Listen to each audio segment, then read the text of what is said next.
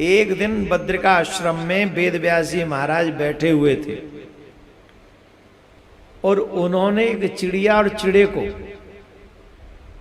चिड़िया और चिड़े को, मतलब चिड़िया के पति को चिड़ा बोलते, हमारे चिरोटा बोलते, हमारे यहाँ, हमारे उसको बोलते चिरोटा है, चिरोटा ही बोलते हैं। हाँ।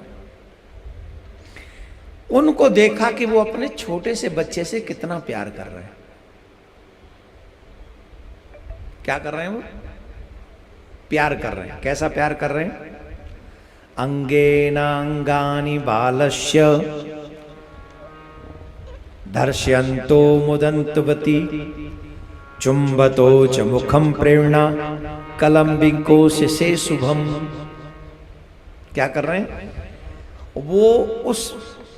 उन दोनों का एक छोटा सा बच्चा है, छोटा सा बच्चा। व्यास जी बैठे हुए आश्रम में और उन्होंने देखा कि एक चिड़िया का, चिड़िया चिड़ौटा कपल दोनों बैठे हुए हैं, उनका एक छोटा सा बच्चा है और उस बच्चे के कोमल कोमल अंग हैं,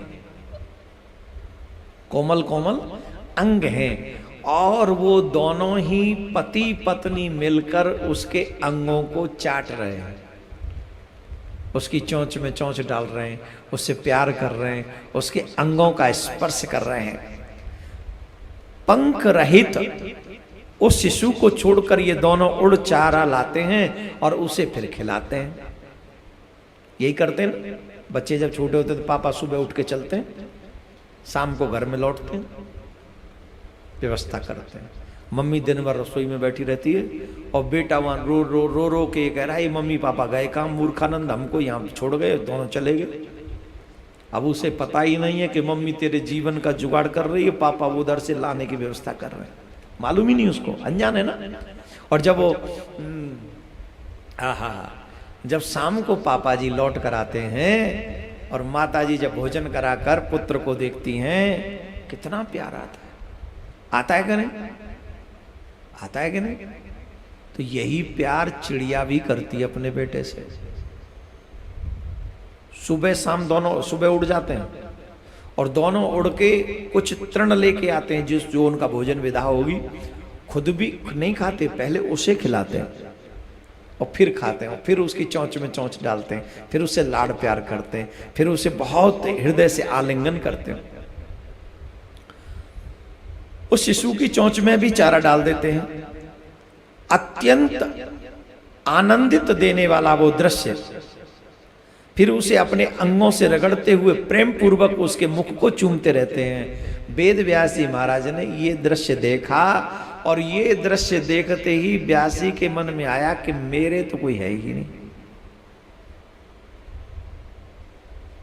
क्या आया व्यास जी के मन में? मेरे तो कोई, ये देखो कितने अच्छे हैं चिड़िया और चिरोटा, इन पे कम से कम है तो सही, जिसे लाड़ लड़ा सकें, प्यार कर सकें, है इनको अपना कह सकें, इनका कितना भाग्य है। और मेरे तो कोई है ही नहीं। उन्होंने कहा कि जिनके पुत्र नहीं है उनकी क्या दशा। इस संसार में आप मनुष्य बने और आपके पुत्र नहीं है तो आपके मरणोपरांत क्या होगा। आजकल के बच्चे बड़े बुद्धिजीवी हैं महाराज, वो कहते हैं हम विवाह ही नहीं करेंगे, और उससे भी बड़े ये हैं, विवाह करते हैं तो चाहे 2 ही छोरी हो जाए, बोले अब नहीं चाहिए कोई तीसरा। इस बात को, इस प्रसंग को बड़े ध्यान से वो लोग सुने कि जो 2 बच्ची हो जाने के बाद एक बेटे की इच्छा नहीं रखते। कौन पालेगा? ईश्वर ने ही पालने का काम अपने हाथ में ले रखा है, तुम नहीं हो। वेद व्यास जी महाराज क्या कह रहे हैं? अर्जत्वाथवा द्रव्यम पितरो तस्यति अथवा प्रेत कर्याणि करिष्यति यथा विधि अथवा किम गया श्राद्धम गत्वा सवतर्ष्यति नीलोत्सर्गः च विधिवत प्रकृष्यति बालकः। अब इसका मतलब समझो, जब मैं मर जाऊंगा तब मेरा अंत्येष्टि कौन करेगा? ये हर गृहस्थी को सोचना है। जो गृहस्थी के घर में संतान पुत्र नहीं, वेद व्यास जी उदास थे, पुत्र की सोच रहे थे। उसी समय देवर्षि नारद जब पधारे तो नारद जी ने पूछा कि आप इतने उदास क्यों हैं? आप तो हमेशा सबको सुख देने वाले हो, सबको आनंद देने वाले हो, तो फिर आप इतने उदास क्यों हैं? तो व्यास जी ने कहा कि सुना गया है पुत्रहीन की गति नहीं होती और मानसिक सुख भी उसे सुलभ नहीं होता। अब मेरे मनोरथ पूर्ण करने वाला मैं क्या करूं? मैं किसकी पूजा करूं, किसकी आराधना करूं जो मेरी इस बात को माने, मतलब मेरी प्रार्थना को स्वीकार करे और प्रार्थना स्वीकार करके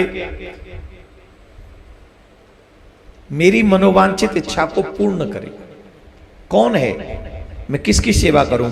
विष्णु रुद्रम सुरेंद्रम व ब्राह्मणम व दिवाकरम गणेशम कार्तिकेयम च पावकम वरुणम तथा।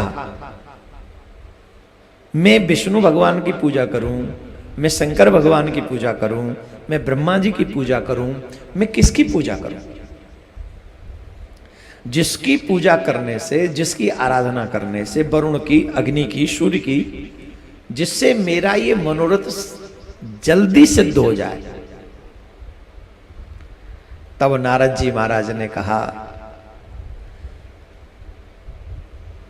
हे व्यास जी, आप अत्यंत सरल भाव से, आप अगर अपने पुरुषार्थ की सिद्धि करना चाहते हो तो आप भगवती के चरणों का स्मरण कीजिए।